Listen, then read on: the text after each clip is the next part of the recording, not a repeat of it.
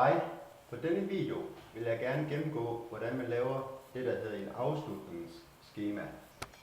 Her der har vi alle kontonumrene, og her har vi kontonavnene. Så har vi debit og kredit her. Der debiterer vi, og her krediterer vi. Efterpostninger og resultatsopgørelse og balance har vi heroppe. Og efterpostninger, dem skriver man her, og resultatsopgørelse skriver vi hernede. Yes. Opgave 1 lyder på at udarbejde og gennemgå af årsregnskab, så det vil jeg gøre nu her.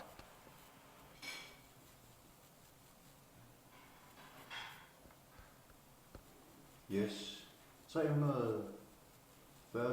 af vareforbruget for fjerde kvartal. Jeg har taget beløbet af det her og debiteret i vareforbrug, og så efterfølgende har jeg krediteret i varelager. Den er der. Varelager, den er her. Den bogførte forsikringspræmie på 20.000. Yes, så fik jeg 20.000 derfra. Det jeg har gjort, det er, at jeg havde divideret med 12 og ganget med 9, og ud fra det, så har jeg fået tallet, som hedder 15.000. Yes, og så har jeg krediteret ved øvrige omkostninger her, og så har jeg selvfølgelig debiteret hernede.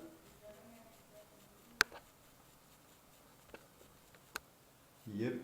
Og bilernes afskrivning i 2012 på 50.000 kroner. Debiterer jeg selvfølgelig på afskrivningen på biler. Det er her. Og så krediterer jeg selvfølgelig på akkumulerede afskrivninger på biler hernede. Yes, og på inventars afskrivninger i 2012 på 30.000 kroner bliver debiteret. Det vil sige, nu skal vi finde dem der. Inventars afskrivning i 2012 på 30.000 kroner bliver debiteret her. Og dem krediterer vi selvfølgelig på akkumulerede afskrivninger på kredit her. Når vi debiterer, så skal vi altid kreditere. Yes. Privatforbruget på 4.000 bliver debiteret til kapital, som er på 6.000, og derefter krediterer jeg resultat, og så vil jeg kigge herover, og det giver 2.000 kroner. Købsmomsen på 110 kroner bliver debiteret. Yes, så havde jeg købsmoms på 110 kroner. Den skal jeg momsafregning på, skal lige se, det må være kredit. Og så giver den 170.000 kroner herover. Og herover Karin, der lavede en fejl, der skulle stå 200.000, hvor jeg kom til at sige 2.000 kroner. Afskrivningen på biler bliver forurenet med 100.000 kroner, da bilernes værdi bliver afskrivningen på inventar bliver forurenet med 70.000 kroner, da inventars værdi også bliver forurenet, som jeg kan se. Ja, og det fører til 130.000 kroner. Ja, og det jeg har lavet her, det kan så ses i note 5. Det må være heroppe, note 5. Det var det, jeg lige snakkede med at bogføre og akkumulere med afskrivninger og anskaffelsesværdi. Så det kan du se her, hvordan og hvorledes jeg har gjort. Yes, jeg har et varelager på 340.000, og så har jeg det på 150.000 kroner, hvilket bliver og resultat giver 1.160.000 kroner. Så jeg har taget 340.000 krediteret, og så har jeg debiteret dem, og så i aktiver bliver det 100 og 160.000 kroner. Akkumulerede afskrivninger på det var en fejl. Varelager og varedepositorer og periodeafgrænsningsposter bliver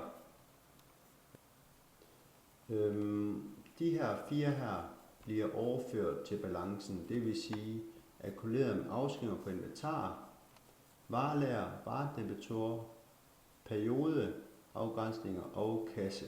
Jeg sagde lige en fejl før. Ja, så når jeg har forklaret alt det her, så vil jeg gå videre til næste punkt.